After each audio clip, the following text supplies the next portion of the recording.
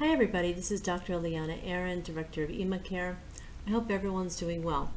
Today is May 24th, 2020, and today I want to talk about the new guidelines that finally came out regarding students coming into Israel. So the guidelines that came out, first of all, talk about specifically yeshiva students, and a lot of people are saying, well, what does that mean? Is that only for men who are learning in yeshiva? Does it apply to women? Does it apply to gap year programs that are not yeshivas? And these are all good questions. I want to emphasize that there's one thing that we need to take in a very positive light, which is we now have a clear definition that students are not going to be lumped together with tourists.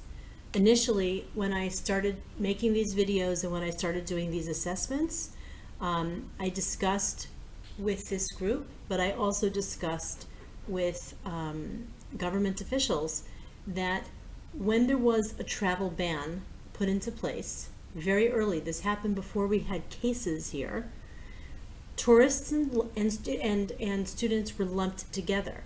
So nobody could come into the country if they were from that or the other country, and then eventually the border closures were for any foreigners who were not residents of Israel, which included all students they're called A2 visas or students, and they were lumped together with the tourists. This was very problematic because until we have a separate policy for the students, then we don't know if we're going to be able to have programs going into next year. So the good thing is that what came out today showed very clearly that there is going to now be a policy. I've been working very hard on this. A lot of colleagues of mine have been working very hard on this, people who are much more into the political spectrum than me. But I'm very grateful that that happened, and let's put that aside for a moment, but that's very positive. There are a lot of problems with the restrictions that the government put on people coming into the country. And a lot of these are not realistic. There was a very big meeting today that happened between representatives of gap year programs, representatives from the Ministry of Tourism, Ministry of Diaspora, Ministry of Interior, as well as the Ministry of Health. And there were also representatives of MASA, which is a large umbrella organization under the Ministry of Diaspora that helps to bring in gap year students. For those who are not familiar, they provide some financial support and other kinds of support to the schools, to the students sometimes also. And they're a very large pseudo-governmental organization. There was also representatives of Na'aleh. Na'aleh is an organization that helps minors make aliyah or move to Israel before their parents, meaning they're coming on their own. And these are high school age students who come and don't have family in Israel, and the government takes care of them as part of their aliyah process and helps them with getting their education. So this big meeting happened, and and what happened today is two things, actually. We have the official hanchayot, or protocols, that came out from the government that specifically say, and this is the Ministry of Interior is taking the lead because they're in charge of giving out visas. And basically what it says is that the schools have to be the points of contact for getting visas and entry permits for the students. This makes a lot of sense because there's a lot of complications and issues, and they need to know that there's a responsible party in Israel that is taking responsibility for these students to have quarantine and to be managed while they're in Israel. And the government needs to know who is managing them. And that makes sense to me because these are young people. We're talking about thousands of people every year, even tens and thousands every year if you include all the different kinds of students, not just gap year. And we need to know that there's a responsible party. So I kind of get that. I don't have a problem. It's a lot simpler to streamline it that way. The problem is that the programs themselves are mostly programs where people are living in either apartments or dorms, which is very typical for almost every college around the world. You're either in an apartment or in a dorm. And a lot of the restrictions that they put into place are completely not realistic for schools to be able to have. For example, according to this policy, this brilliant policy, every student that comes in needs to have their own room and their own bathroom. Now, I'm sure many of you have lived in dorms or apartments that were shared with other people at some point in your life. And that's just, I've never seen a dorm where there's one person, one bathroom. There are shared facilities, whether it's 2 people or 10 people or 20 people, that's just how it is.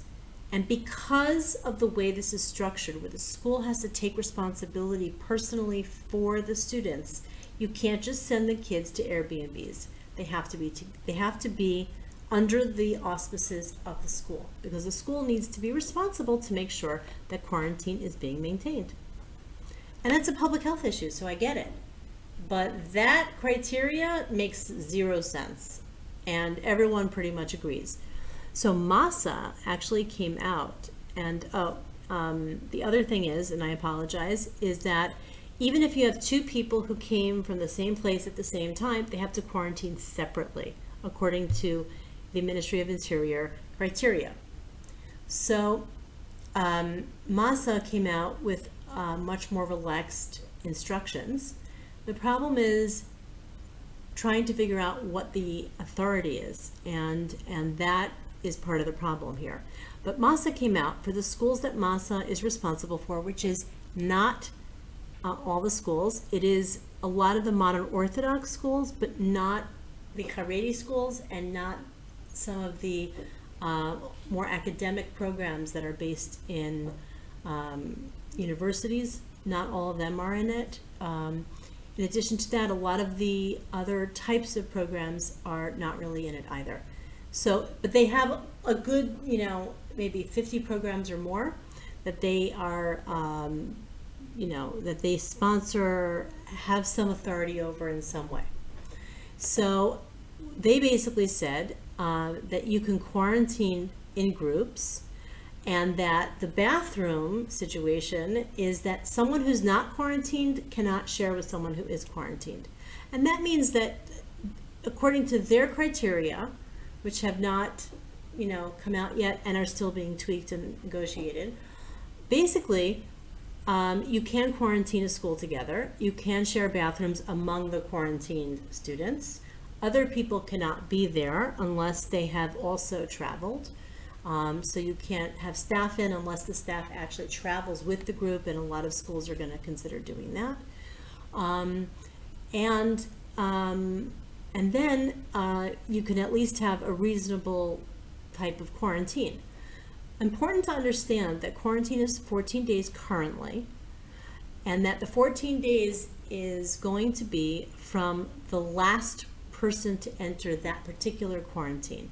So if schools have multiple locations where they can put students in quarantine and they stagger students coming, then you can have students who are overlapping the quarantine and are able to do 14 days. The other option is that schools will say, you must be here on September 1st, I'm making up a date, and the whole school quarantines together. But if the whole school quarantines together and one student decides that they're coming 2 days late and they're joining the quarantine, then the entire student body has to quarantine until that last student has their 14th day, assuming they quarantine together.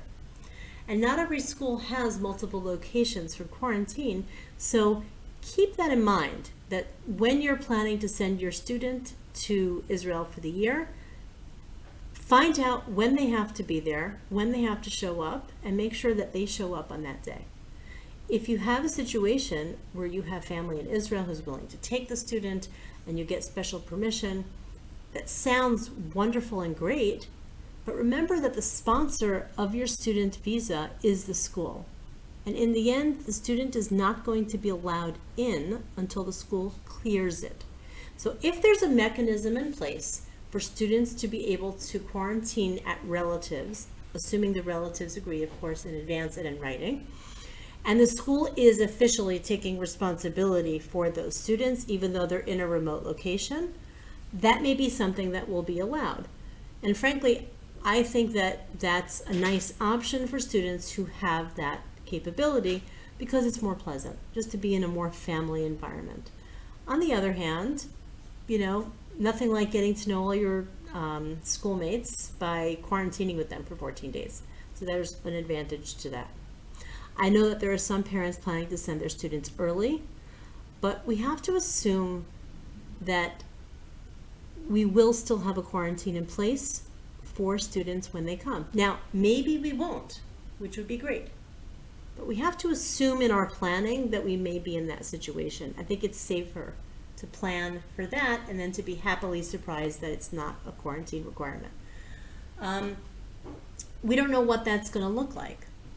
And if tourism is able to open this summer, and we do believe it will be, it is in the works to start international travel in June. Well, that's only next week. But we're talking mid-June. About June 14th is what they're talking about. If that's the case, then they can't have tourists come and be required to have a 14-day quarantine, because who's going to do that? Got to be crazy to do that. So looks like to me, what I'm hearing on the inside, is they're trying to find a way to, first of all, make criteria for tourists to be able to come. And it's not going to be a free-for-all. It's going to be very restricted to countries that have certain criteria. I've discussed this on the chat group quite a bit, on the WhatsApp group that we have. But what we do know is that there's going to be some kind of relaxation of the quarantine. Whether that's going to affect students or not, I cannot say. I think a lot of that has to do with how the United States does over the next month or two with the coronavirus. Right now, we all know America, Canada, they're getting hit pretty badly. They may be coming off the peak, but they're not out of the woods yet. And as you can see from the epidemiological charts in Israel, the descent from the peak is very, very slow. And Israel is not going to start letting tourists in when there's still a very high rate of active disease going on in a country, or from places where there's not a requirement to have personal protective equipment, which means a mask and social distancing. So Sweden, for example, may not be able to get into Israel even if they start doing really well. They didn't have any social distancing requirements, and they didn't have a mask requirement. So it's unlikely they're going to be let in anytime soon. So it's going to be judged like that. Now, the Israeli government is well aware that most of the gap year students who come are from the United States. And I'm talking about all the states. And they can't discriminate between Texas and New York and Florida. It's going to be all or nothing. The United States doesn't want Israel to separate between the states. So the requirement for quarantine may end up depending on how the United States does over the next couple of months. Actually, probably about a month before we finally have the final word on what students are going to be required to do. So we have the good, we have the bad, we have the ugly. I like to emphasize the good. I happen to think that the fact that we now have some kind of framework is great. I think there will be a lot of tweaks. I think all the schools want there to be modifications to this. To answer the original question I asked, this will apply to schools that are not yeshivas. This will apply to seminaries. This will apply to all the gap year programs. And frankly, it may apply to the foreign student programs for college, because a lot of people send their kids to college in Israel. I hope this has been helpful. I hope this has clarified a little bit about what the process is. This is a very complicated situation because a lot of different government bodies are involved in making these decisions. And so I think what we're seeing is a rollout, and this is not the final word of what's going to happen. But you have a lot of really great advocates here in Israel who are going to make this work. And I think this is a really good first step, and we have to think of it in a positive way. I hope everyone takes care of themselves and stays safe. Take care.